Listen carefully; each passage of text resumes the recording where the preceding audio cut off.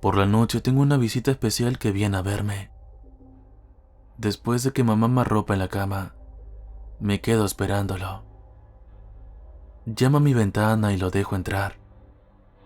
Me dijo que se llamaba Tom. Al principio me asusté, porque pensé que podía ser un monstruo, pero me dijo que era amigo de mamá. Juega conmigo a las muñecas y a las casitas. Tomamos el té y me deja enseñarle todos mis vestidos de princesa. Me pongo muy triste cuando se tiene que ir, pero dice que a mami no le gusta que sea allí aunque sean amigos. Se supone que no debo decirle.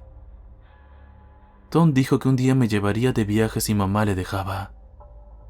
Nos iremos de viaje a Disneylandia y comeremos todos los bocadillos buenos y nos subiremos a mis atracciones favoritas. Me muero de ganas, pero él dice que ahora no porque mamá se enfadaría. Tengo muchas ganas de ir, así que le pregunté a mamá por qué ya no le agradaba a su amigo Tom. Se puso muy rara y se le cayó la taza al suelo. Dijo que no conocía a nadie llamado Tom. Pero entonces papá le preguntó: ¿no tenías un exnovio llamado Tom? No pude oír lo que dijo, pero se fue y no llegué a preguntarle por el viaje. Le dije a Tom que estaba triste, porque todavía no podíamos ir. Pero me dijo que no pasaba nada y que nosotros iríamos.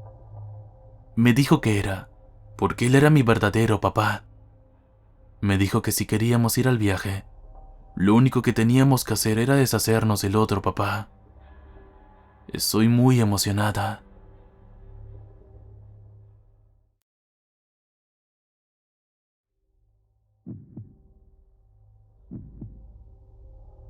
La ciudad de Endale es un pequeño suburbio a las afueras de Sonoma, California. Endale es un pueblo pintoresco con una reputación casi perfecta. Por supuesto, con tanta perfección, la ciudad había implementado estrictos requisitos para vivir dentro de sus límites. Los solicitantes que trabajan deben tener un ingreso anual de $500,000, comprometerse a realizar un servicio comunitario mensual y matricular a sus hijos en la escuela privada de la ciudad. Esas eran solo algunas de las muchas restricciones, pero la ciudad tiene que mantener su reputación, por supuesto. Los residentes actuales también deben cumplir otros requisitos. Las casas y apartamentos deben cumplir los requisitos aprobados en materia de paisajismo, pintura y mantenimiento. No se autoriza la construcción de viviendas cuyo valor sea inferior a $1,500,000. Si la vivienda de un residente actual está por debajo de ese umbral, se le ordenará que la mejore para cumplir esa norma, o se le va a desalojar de inmediato y se le va a sustituir por un residente que pueda permitirse las reformas. Pero esto solo se hizo para mantener intacta la imagen de la ciudad. También se exige a los residentes que sigan normas más estrictas cuando viven allí. La imagen personal es de suma importancia. La ciudad midió detalladamente el consumo diario de agua para asegurarse de que todos los residentes se bañaran durante al menos 10 minutos al día. Hay ropa aprobada que los residentes deben llevar siempre que vayan a salir de casa. ¿Ves allí? Esa es la señora Mayfield. Ella ha vivido aquí por más de 10 años, pero con su vejez parece haber olvidado algunos de los códigos de la ciudad.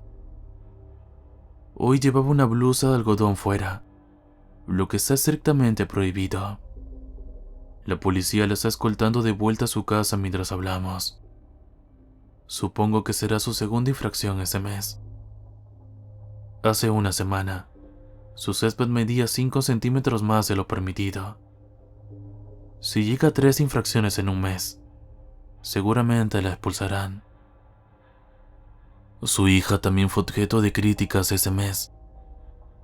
Al parecer había estado educando a sus hijos en casa fuera del horario escolar. Supuestamente no estaba de acuerdo con el plan de estudios de la ciudad. Un crimen bastante atroz, por lo que está siendo investigada. Y por allí está mi vecina Mari.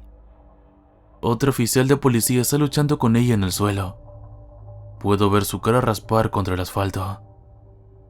Parece que se olvidó de quitarse los zapatos antes de pisar la hierba. He oído que mi otro vecino, Dan, tuvo que ser sacado a la fuerza de su casa cuando dejó a su perro jugar fuera después de las 6 de la tarde. Aparentemente se necesitaron 3 oficiales para arrastrarlo fuera de su casa. Oigo otra conmoción procedente de la cafetería cercana. Por lo que puedo ver, una cliente intentó salir después de dejar menos del 50% de propina. Parece que varios agentes están rodeando el edificio ahora. Le apuntan con sus armas. Gracias a Dios que estamos protegidos de esas amenazas a la sociedad. Tengo mucha suerte de vivir aquí.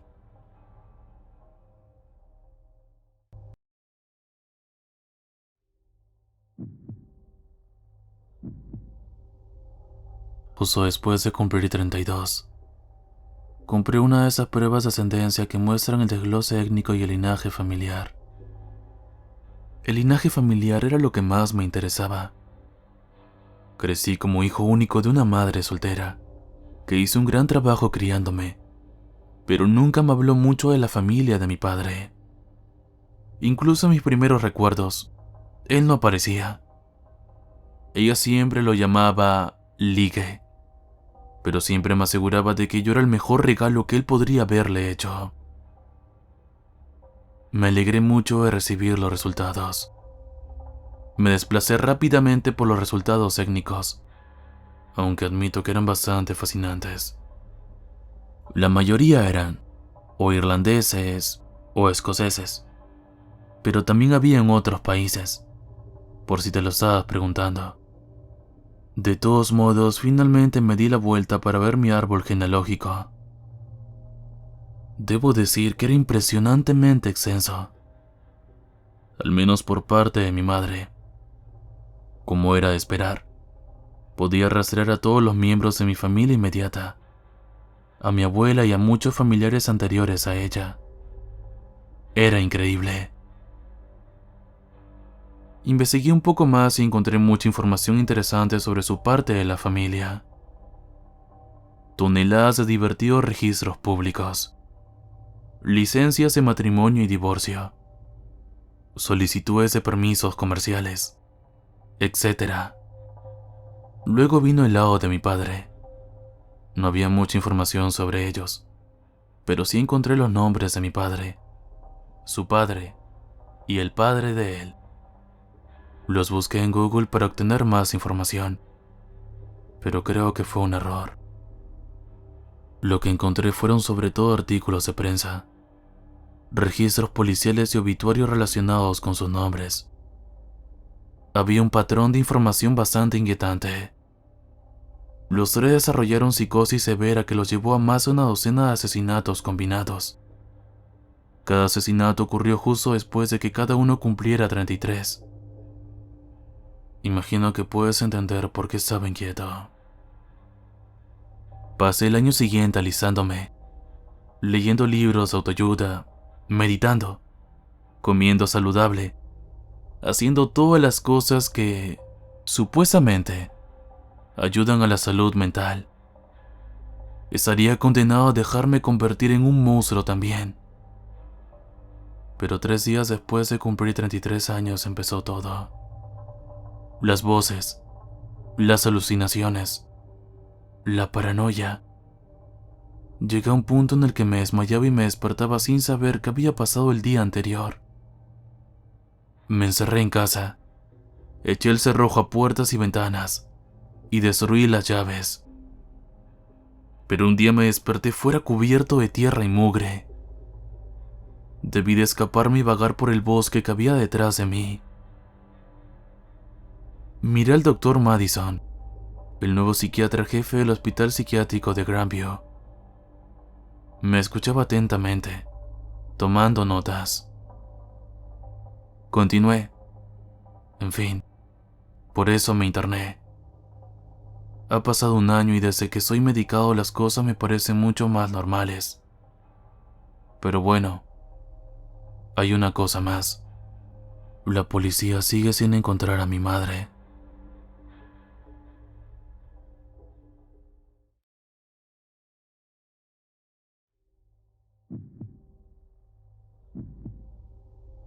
Me desperté en una cama de hospital, desorientada y adormecida. No recordaba cómo había llegado hasta allí. Me levanté de la cama para asegurarme de que mis piernas seguían funcionando. Bien, al menos me puedo mover.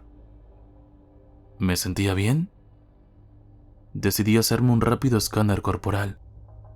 Me miré las manos. Seguían intactas, delicadas. Solo las uñas con el esmalte perfectamente aplicado. Subí a los brazos, sin dolor. No sobresalían huesos, solo una piel suave como la seda. Me centré en el cuello y la cabeza. Ningún dolor, ninguna rigidez. Solo una larga y espesa melena de suave cabello moreno. Me miré las piernas. Nada de moratones ni hemorragias. Solo un bronceado perfecto. Por último, me palmé el pecho. Latidos normales, respiración normal, clavículas delicadas y pecho lleno. Me miré en el espejo. Me veía perfectamente sana. El reflejo de una mujer hermosa me devolvía la mirada. Pero aún así, algo iba terriblemente mal.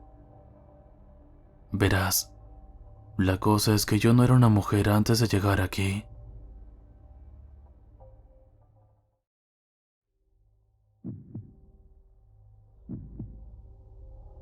Desde hacía un año en la habitación de Megan se oía el ruido de las ratas que correteaban y escarbaban en las tablas del ático.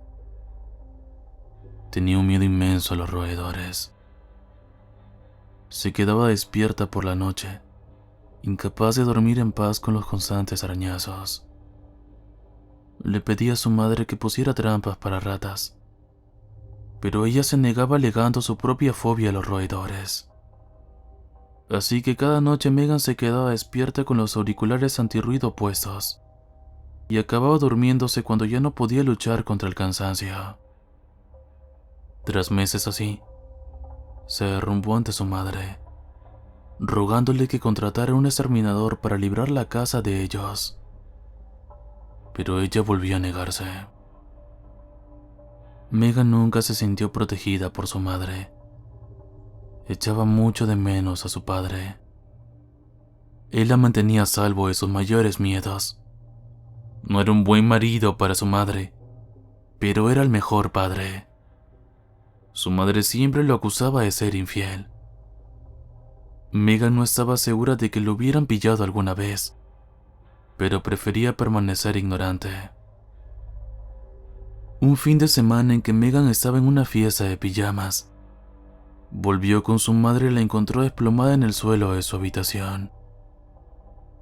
Megan no consiguió que dijera una palabra durante horas, hasta que por fin susurró: "Se ha ido.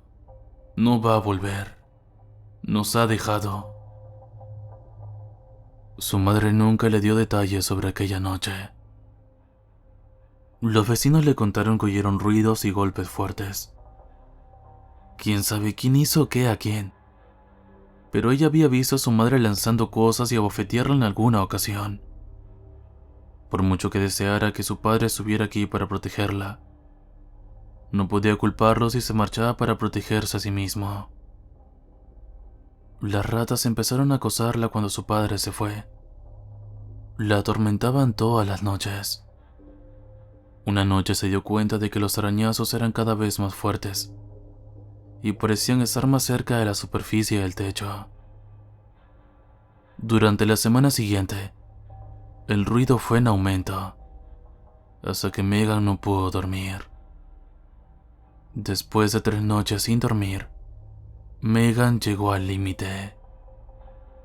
No tuvo más remedio que enfrentarse a su miedo para vivir en paz.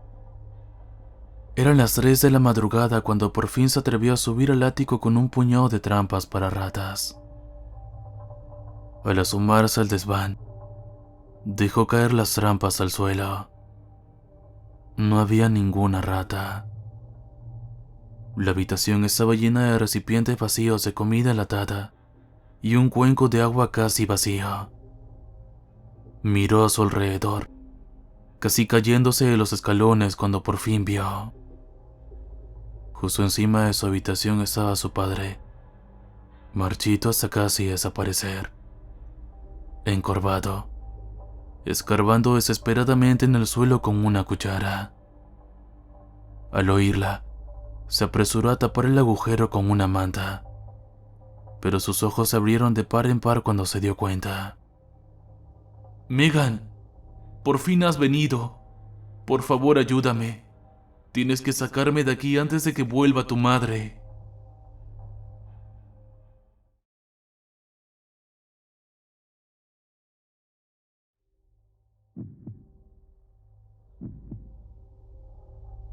Nunca fui una persona espiritual. Siempre consideré que la reencarnación no era más que otra patraña religiosa. Pero cuando me desperté hoy, era obvio que ya no estaba habitando el cuerpo que una vez conocí. Todas las sensaciones eran intensas. Podía sentir las volutas de aire en cada parte de mi ser. Cuando por fin abrí los ojos, un millar de imágenes fragmentadas me miraban fijamente. Pero incluso a través del enorme mosaico, pude ver a mi familia y amigos de pie junto a mi ataúd, con los ojos llenos de lágrimas. Instintivamente, levanté el vuelo. «Mosca fastidiosa», oí decir a alguien. Revoloteé por la habitación hasta posarme en la pared adyacente al ataúd. Debería haberme dado cuenta en ese momento, pero aún así me quedé terriblemente sorprendida al ver mi propio cuerpo, incoloro, dentro del ataúd. Se formó una fila en el pasillo, presumiblemente para que todo el mundo diera su último adiós. Volví a deslizarme por la sala y me posé sobre un ramo de flores que había encima del ataúd. ¿Girasoles? Oriana debía de haberlos elegido. Eran sus flores favoritas, no las mías. La primera persona se acercó al altar. Lo reconocí como mi jefe del trabajo. «Hola, Grace. No hablamos mucho. Bueno, para ser honesto me pusiste de los nervios, pero ciertamente produjiste un trabajo de calidad. Y, serás una empleada difícil de reemplazar». «¿En serio? Vaya despedida». Mi tía Stacy se acercó. «Mi querida Grace, sé que no siempre nos llevamos bien, pero te echaremos de menos. Pero espero que sepas lo decepcionados que estamos. Pensábamos que estabas por encima de conducir ebria». Ella resopló y siguió su camino. ¿Conducir ebria? Yo nunca lo haría. Mi padrastro se acercó. «No me veías como un gran padre, pero hice lo que pude. No pude evitar eso». «¿Lo has hecho lo mejor que has podido? ¿Quedarse dormido fuera de los bares cada semana cuenta como tu mejor esfuerzo?»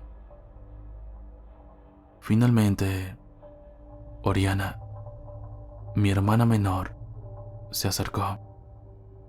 «Grace, esto es terrible. No tienes idea de lo que me estás haciendo pasar». ¿Hacerla pasar? No es como si ella fuera la que está mirando su propio cuerpo sin vida. Debes entender. De repente, la interrumpió una voz detrás de ella, que reconocí como mi prometido, José. «Tenemos que hablar», dirigió a Oriana. Oriana le hizo una señal para que se callara y dijo algo en voz baja. José continuó, esa vez murmurando en voz baja: «Autopsia, firmada, Ambien y alcohol. No hay juego sucio. Eres la principal beneficiaria. ¿También? Nunca toqué esa cosa. Lo último que recuerdo fue tomar una copa en casa de mi hermana. Pero solo una... ¿Estamos a salvo? Oriana dijo, más fuerte, incapaz de contener su emoción. José le tocó discretamente la parte baja de la espalda. Cuando acabe esta basura, me iré contigo, respondió con una sonrisa pícara mientras se alejaba. Oriana se giró hacia mí. Como dije, solo tienes que entender.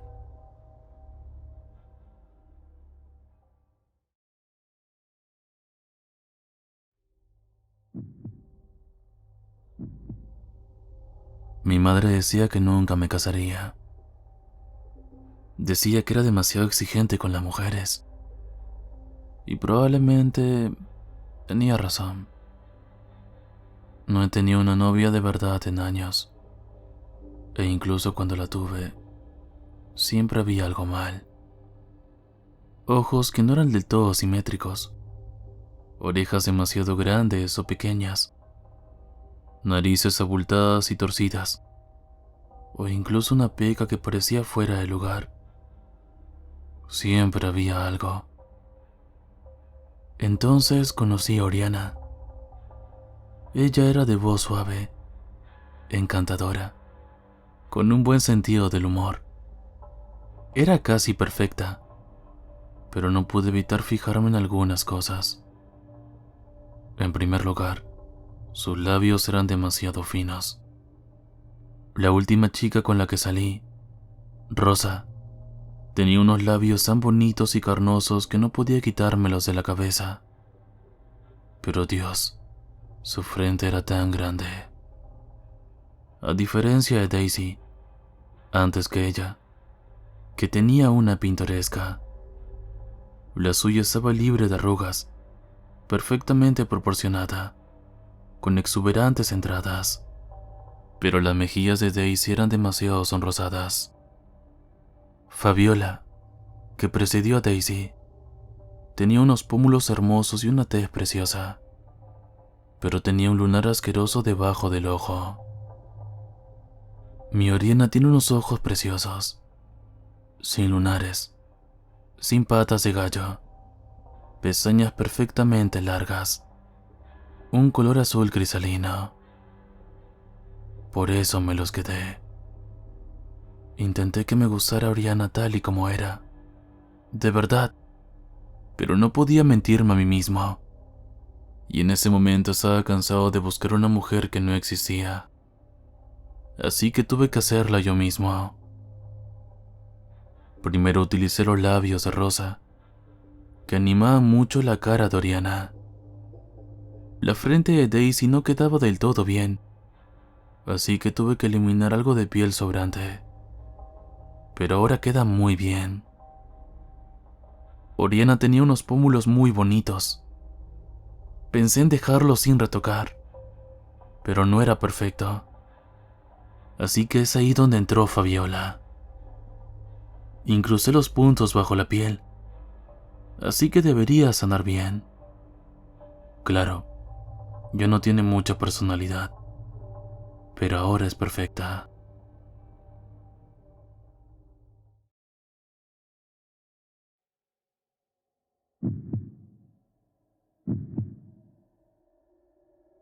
Eran dos hombres sentados en cada extremo del escritorio de madera. Comprendo, de verdad, pero usted firmó el contrato, señor Carr, dijo el doctor Hargreaves, de casi 50 años, con la nariz sonrosada de un amoroso alcohólico. Que se joda el contrato. ¿Y qué si algo sale mal? Interrumpió David Carter, 30 años, pálido y enfermo. Debo pedirle que guarde la calma. Hemos perfeccionado el tratamiento hasta el punto más razonable. Ha sido probado. Animales, insectos incluso plantas. En cada ocasión, la recuperación superó las expectativas. Nunca lo han probado en humanos, ¿cierto? Nunca han metido ahí a un ser humano. El doctor se quitó los lentes. Echó mano de un cuadro de tela para limpiarlos y los devolvió a su rostro.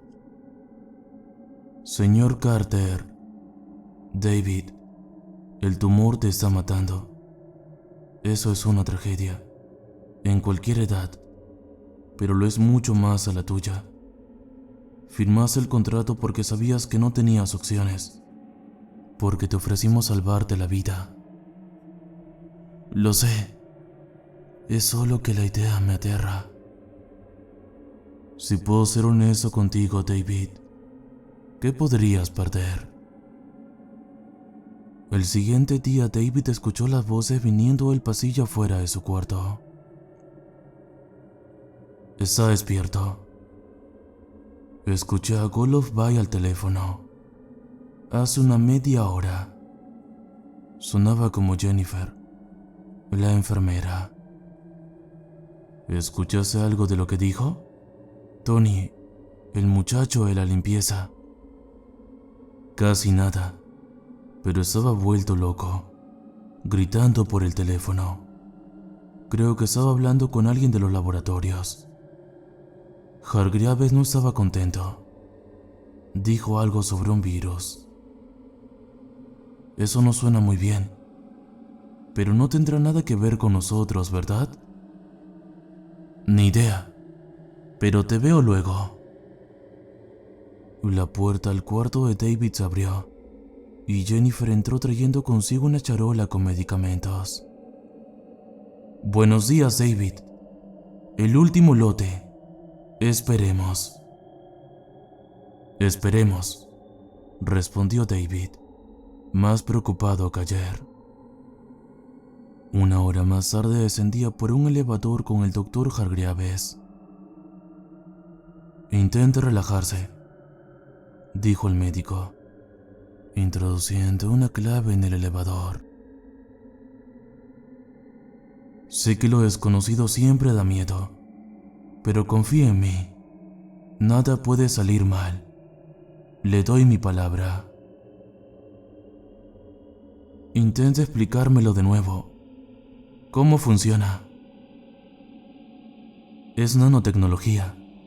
Enjambres de robots microscópicos, cada uno no mayor de tamaño de un átomo que podrían rodearlo y reparar cualquier célula dañada de su organismo. Sin embargo, todo eso era hipotético. Hasta hace poco, pero ha habido ciertos avances. Siento mucho no poder hablarles sobre ello. A ciencia cierta, el esquema de cooperación internacional con el que trabajamos nos priva incluso a nosotros de conocer todos los detalles del diseño y manufacturación. Pero le puedo asegurar que después de 11 meses de experimentación, absolutamente nada ha salido mal. Al contrario. Así que, usted me mete en la cámara y esos bichos me curan, ¿correcto? Literalmente sí. No dependen de ninguna fuente de energía externa. Se replican por sí mismos y pueden mantener todas las necesidades de su cuerpo por sí mismos. Incluso podrían mantenerlo vivo dado el caso de que se quedara sin aire, entrando en sus pulmones. Incluso podría darse un golpe en la cabeza, y los chiquitines repararán el daño antes de que pudiera sentir el dolor. Hambre, sueño, dolor, lo cubren todo. Nada de eso puede afectar en la cámara. En teoría, ahí dentro, usted se vuelve inmortal. ¿Pueden curar el aburrimiento?, preguntó David en broma. Desafortunadamente, no pueden meterse con su mente. Y solo pueden trabajar en esa cámara. Bueno, no. Pueden hacerlo en donde sea. ¿Por qué la pregunta? ¿Por qué no liberarlos en la atmósfera Si pueden curar todo, me suena a Nobel. No es tan simple. Si los soltamos, no habría manera de regularlos. ¿Puede imaginarse que absolutamente nadie en el mundo pudiera morir a partir de ahora? Sería una pesadilla, por muchísimas razones. No. Mucho mejor utilizarlo solo con fines terapéuticos en un ambiente regulado. El elevador se detuvo. Salieron. El doctor Hargreaves condujo a David por un pasillo, hasta una compuerta de acero, muy similar a la bóveda de un banco. Presionó su dedo pulgar contra el escáner. Mucha suerte, David. La puerta se abrió. Del otro lado, una caverna abierta y espaciosa lo recibió. Computadoras y máquinas zumbaban en un patrón circular. Al menos 3 hombres con bata trabajaban en cada estación de trabajo. Los muros estaban cubiertos con tuberías y cableado. No había ventanas. A David se le antojó encontrarse cerca del centro del mundo. Señor Carter, dijo una bata blanca, aproximándose a él con el repiqueteo de sus tacones. Acento europeo. Hola. La doctora Gustavón, para servirle. Por favor, entre dentro de la cámara central. David desvió la mirada hacia la enorme esfera de cristal reforzado al centro de la cámara, que por ahora lo esperaba retraídas un par de sus hojas, abierta. Respiró hondo y comenzó a andar hacia allá. A un par de pasos de entrar, el destello de algunas luces rojas, encendidas a sus espaldas y acompañadas por una sirena, lo detuvo. Por favor, continúe, David. Esa alarma no tiene que ver con usted, dijo el doctor Hargreaves desde una de las estaciones de monitoreo. David subió a la burbuja. Cabía en ella de pie. Las hojas se cerraron detrás de él. Desde ahí no era capaz de escuchar nada, pero podía observar todo. 2 pequeñas comisuras se abrieron liberando un gas que atenuó levemente el aire dentro de la cámara. David cerró los ojos y comenzó a llorar. El dolor que lo había acompañado durante casi un año entero, el del tumor en su cabeza, había desaparecido por completo en menos de 2 minutos. Incluso el fantasma de una lesión en la rodilla que había arrastrado desde su juventud se había ido. Miró a los científicos con ánimos de levantar un pulgar. El laboratorio estaba lleno de focos relampagueando en rojo y amarillo. La gente corría de un lado para otro. La doctora Gustavón gritaba por un teléfono. Uno de los ductos de ventilación, afuera, estalló, tirando un par de los científicos. Un vapor de color ceniza entró por ahí y comenzó a llenar el laboratorio. Los científicos se aplastan contra la puerta de salida. Al parecer no podían abrirla. A poco, uno de ellos colapsó, tosiendo y vomitando sangre en el suelo. Le siguió el resto. Gustavón intentó llegar a la máscara de oxígeno antes de que la hemorragia la desmayara. En menos de una hora, nada se movía del otro lado del cristal. David pasó parte de ese día intentando ver si podía abrir la burbuja desde su lado. Era imposible. Incluso intentó golpear el cristal repetidas veces, apenas manchándolo de sangre antes de que el dolor en sus manos desapareciera. Una de las extensiones de teléfono, por la que Gustavón había estado gritando, parpadeó, avisando de una llamada un par de ocasiones. Luego dejó de sonar. Tras 6 días sin dormir, David había recapitulado la conversación de la enfermera y el limpiapisos. uniendo los cabos. Seguro el virus había escapado al mundo exterior. Algunas semanas después, la luz se fue. Se sintió bendecido al verse privado de la podredumbre a su alrededor.